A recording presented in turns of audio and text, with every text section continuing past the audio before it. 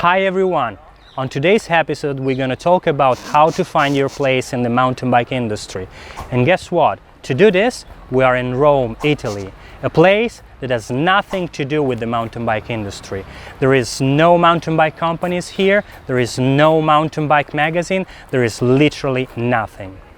But now we're going to talk with two guys born and raised here in Rome who actually did find a place in the mountain bike industry. Let's go hear their story.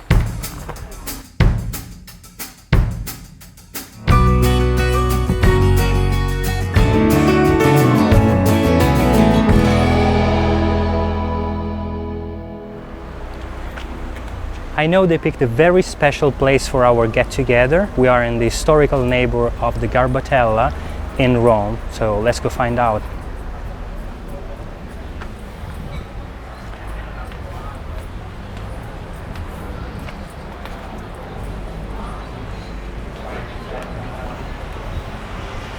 Hi Simon, hi Giulio. Hey, good to see you. Good to see you. Good to see you guys. How are you? Very good, thank you. How are you guys? Yeah, good. Let's go inside.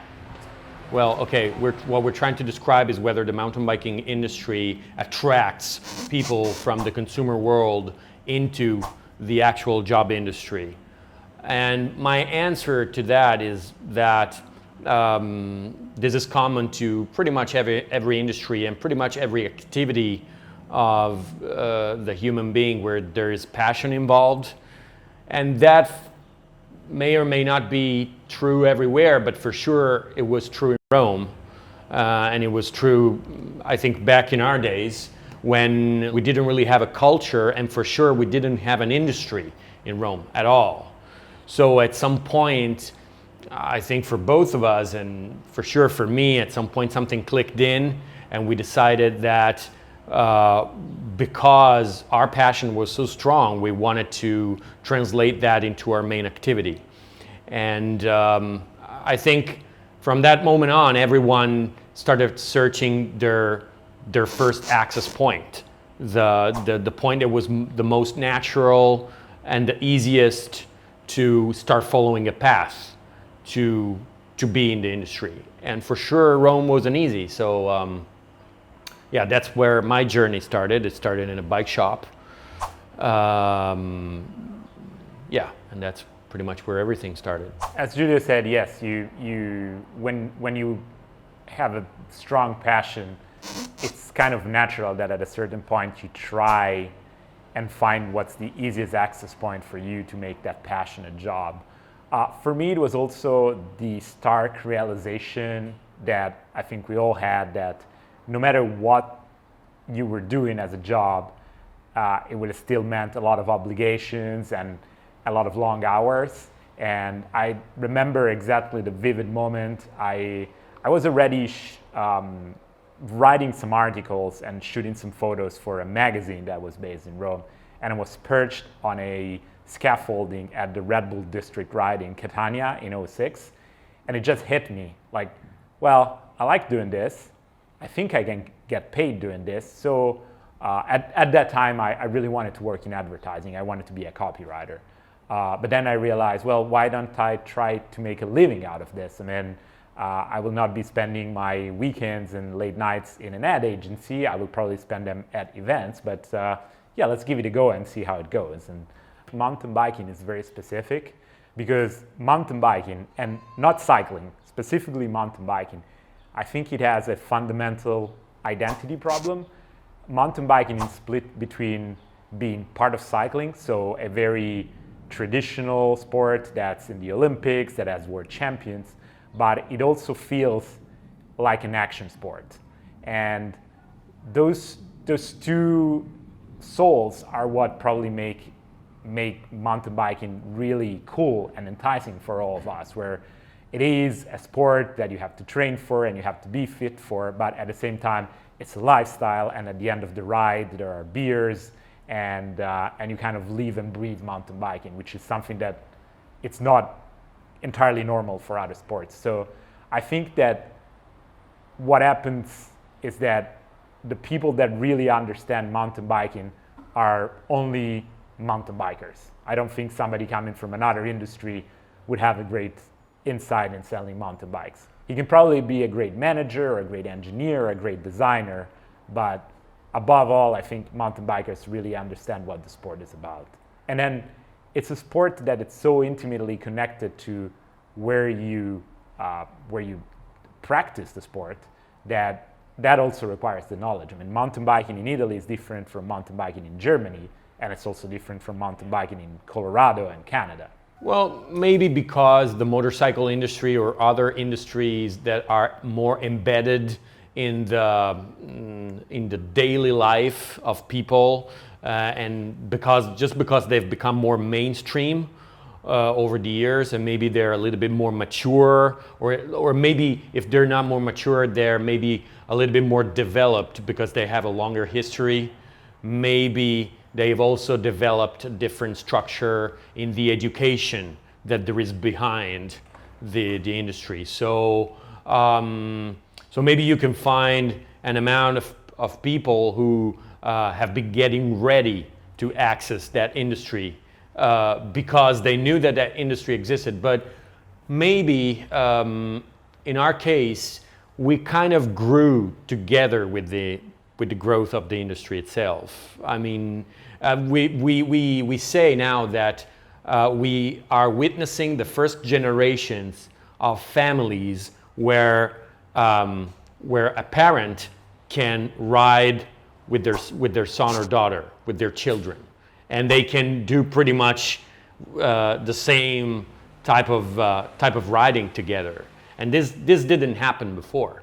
I mean, until 10 years ago or 20 years ago. So it's a relatively young industry, and maybe that's also why the people who get closer to it and the people who in the end get recruited are the people who got somehow sucked in the passion, and that's why they feel they are experienced, and in the end they are the most experienced people out there to actually pick up a job and do it at the best. The team that you're talking about was the quintessential definition of an access point that allowed us to kind of take what we were doing locally to a bigger stage. So I was still a journalist and a photographer. I mean, I would not define myself as a photographer, but I was shooting photos to complement my stories. And Giulio was a mechanic, and so when we got approached by Romano, who owned the Playbiker team, for somebody to run and manage a team on the road, we were very enthusiastic, and along with our other friend Tiziano, who is now working for Commensal in Canada, we pretty much took the show to the road, and it was two very fun, extremely hard, sometimes frustrating, pretty crazy years where we managed a renegade group of riders. We did manage to get some good results. We got some World Cup podiums.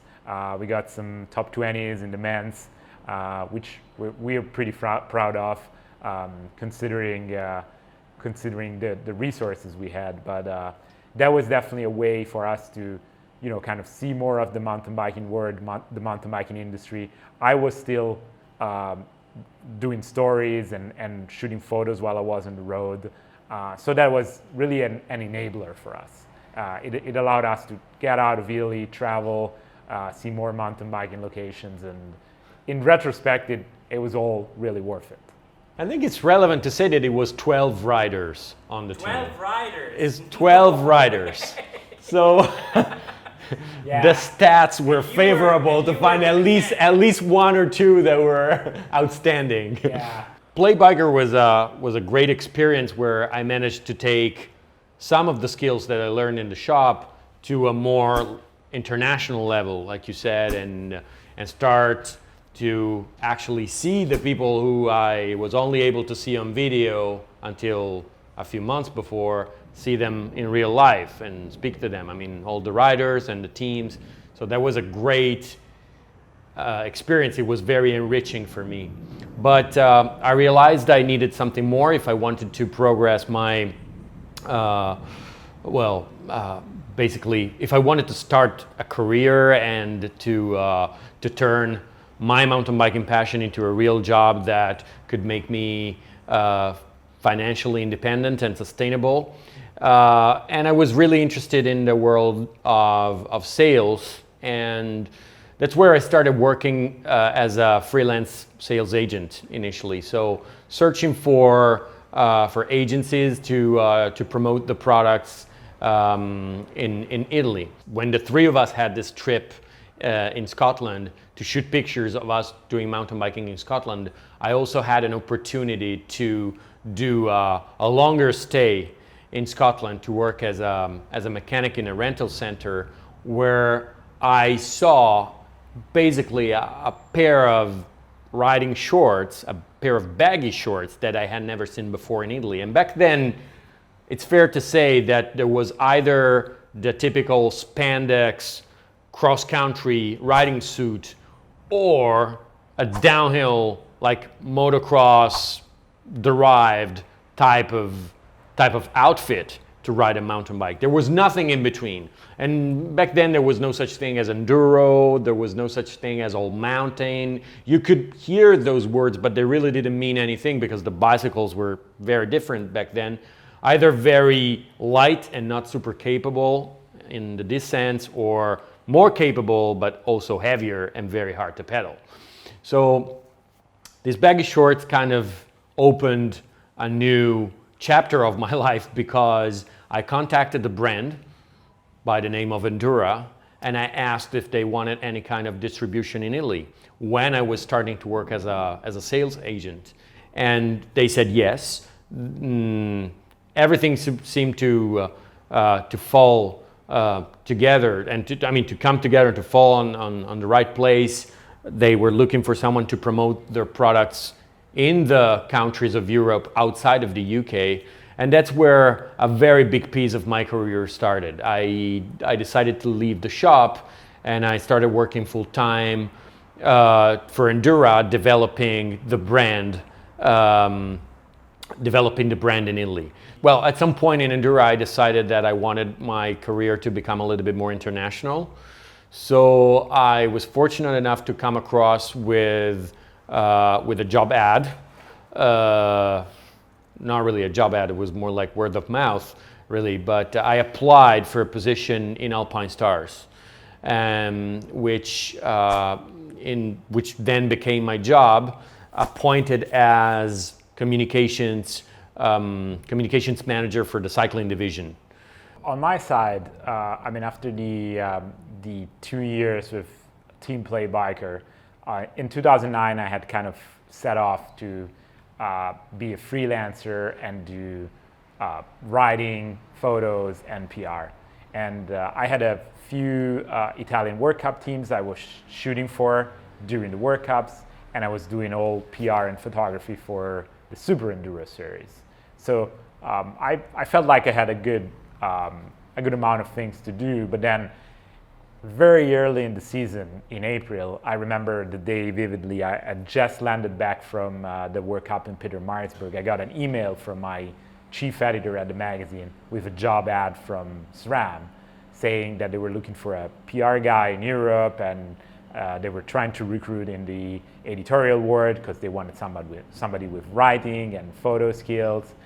And I immediately applied, like exactly that same afternoon. As soon as I got home, I sent out my resume, and in less than 10 days I was in Munich interviewing, where the office was based at the time.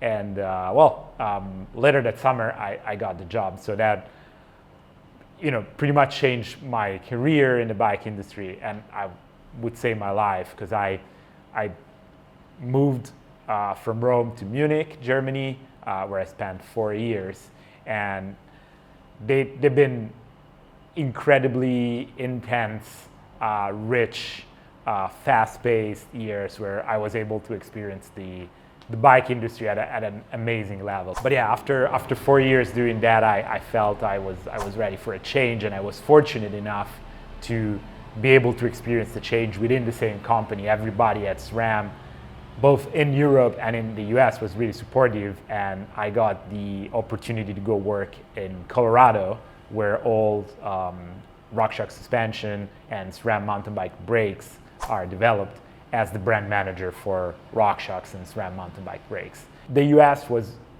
definitely a whole other level of experience. A lot of people ask me, how was it like to live and work in the US? And I say without a doubt that it was kind of another world. I mean, professionally, work is still work, and it's just on a different level. And I was really intrigued by being able to sit in the same place where all the product that you see in the market is developed. So, you know, you would see somebody riding by with the newest shock, and that thing would still be 2 years out from going to the market. The most interesting part from my point of view. So I want to go back to that point where we talk about the end consumer, that it's like desiring to find an access point to the bike industry. So you both find yourself in that spot where I would say everything was done. You were both working for two of the biggest company in the industries as a global communication manager for the cycling division at Alpine Stars and brand manager at RockShox. So it would be really interesting to understand at this point why you decide to do it. I wouldn't say something is like this is not enough, but something like, okay, I want to do something different. I want to go ahead from this point. For me, the answer to this question is quite simple. The idea of starting my own thing and be able to develop my own ideas into something real and basically make that my job was my ultimate dream, was even beyond working in the bike industry. So this, for me, the being an entrepreneur and being it in the bicycle industry is basically the fusion of two dreams in one bigger dream. And I like to call it my natural habitat. That's where I find myself right now. It's my natural habitat. I wouldn't be doing anything else. And the reason why I wouldn't be doing anything else is that I know that I can do anything right now. So I know that any day can be different, any year can be different, and it's up to me and to my best friend and business partner to mold it. That was maybe, and that made the gods angry, obviously. yeah, exactly. That was God answer. I think it was a yes. Yeah. It means we're doing a good job. Exactly. Thank you. I take it as a yes. So even though I definitely reached a high point in my career, I mean, I was working on one of the most iconic brands in the industry. After 3 years in the US, I really started to feel the need to come back to Europe and be closer to my friends and family. And I also decided that was a good moment to just have a change in my life. I mean, I had been with SRAM and RockShox for almost 8 years. So I took the opportunity to leave the US and leave SRAM and come back to Europe. And as we moved back to Barcelona with my wife, I really wasn't sure what was in the future for me, what I was going to do. And I knew there were a couple of bike industry players in Barcelona that could be interesting. But then, you know, Giulio and I had been talking and fantasizing about doing our own thing for a long time. But contrary to Giulio, I would not describe myself as a natural born entrepreneur. I actually had to step way out of my comfort zone to decide that I was not going to join any other company, but I was going to start my own company. It was really cool to see how everything kind of clicked together.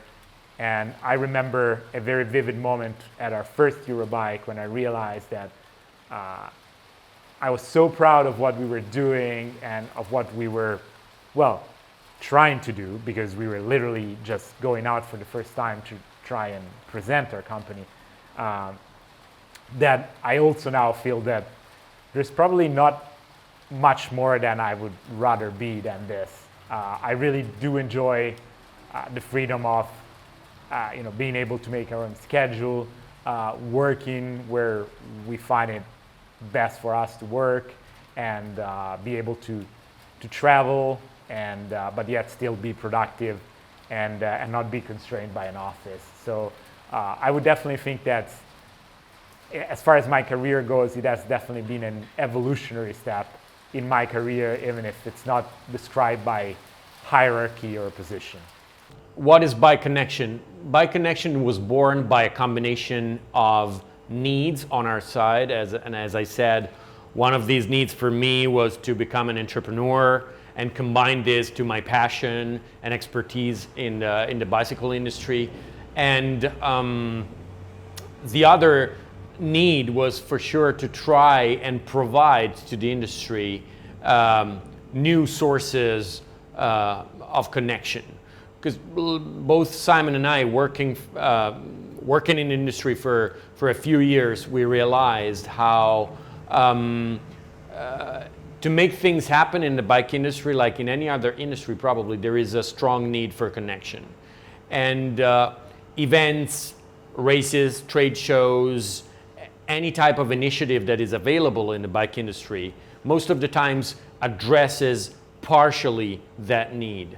And what we wanted to try and do is to address specifically a need and address it in a smart way to make the connection happen with the highest output possible.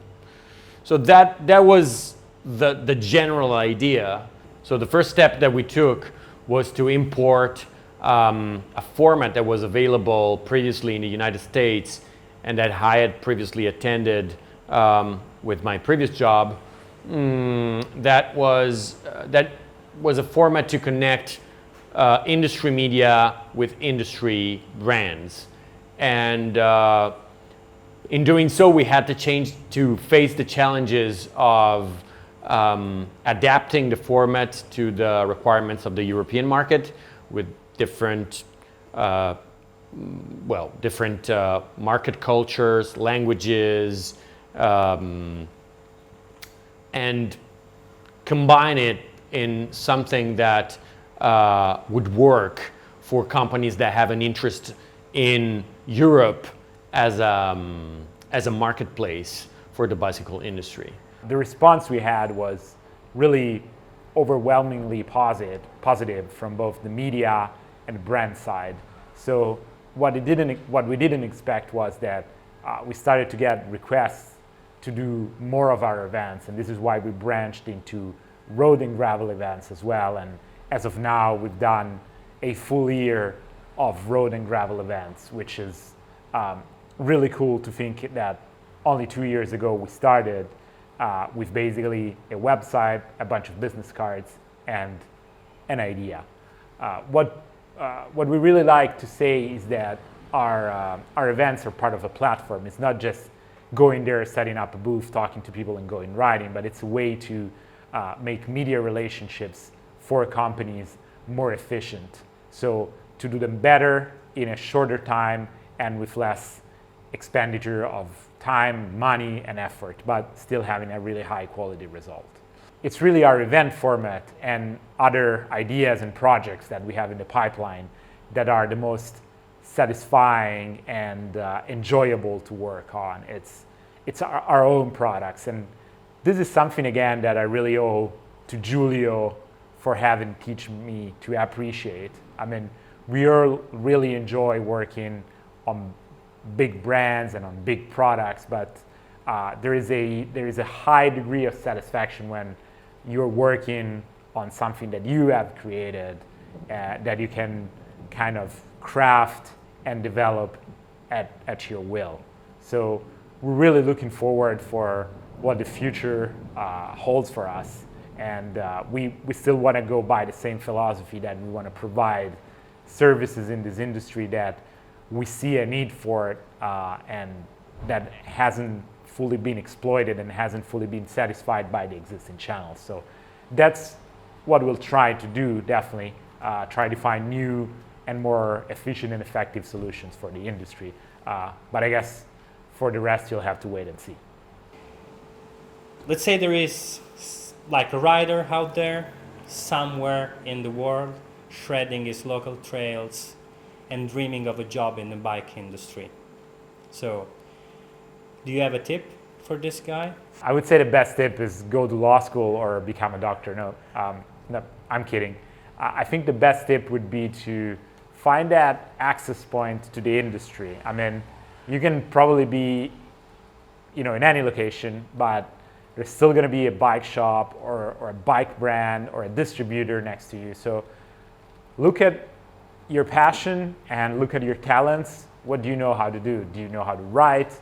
Are you good at taking photos? Are you good at fixing things? Do you like to make video? Do you like to sell stuff? I mean, there must be something you're good at or you want to get good at that you can combine with a passion. And definitely don't be afraid to start small. Start working at your local bike shop or volunteer to go trail building. And like any career, it might be really successful or it might be a bust, but it's definitely worth a try. Well, don't stop shredding for once. Keep riding your bike, and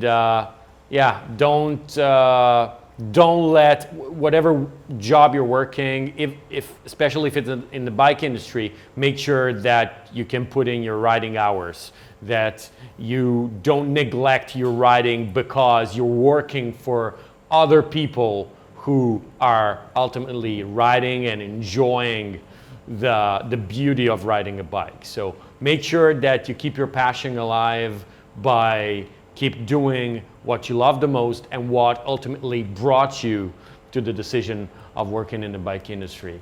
And then for sure, try to identify as much as possible who you are as a person and who you are in the bike industry, how you can contribute to the bike industry in a way that not only can bring something positive, but also that you can grow over the years, and that can basically make your horizon expandable, so to say,